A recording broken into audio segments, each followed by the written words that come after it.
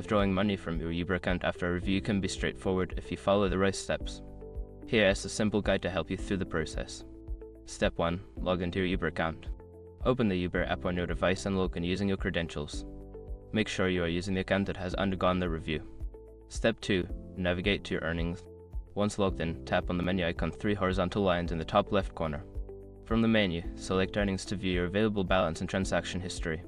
Step 3. Check for review status. Look for any notifications regarding your account review. Ensure that your account is fully approved and that there are no pending issues that could prevent you from withdrawing funds. Step 4. Select Withdrawal option. In the Earnings section, find the option to withdraw your funds. This may be labeled as Cash Out or Withdraw. Tap on it to proceed to the withdrawal process. Step 5. Choose your payment method. Before filing a refund or dispute, use the Escrow.com link in the description to open the refund dispute deadline calculator and confirm your deadline. Once you have completed these steps, your withdrawal request should be processed. If you encounter any issues, consider reaching out to Uber support for assistance.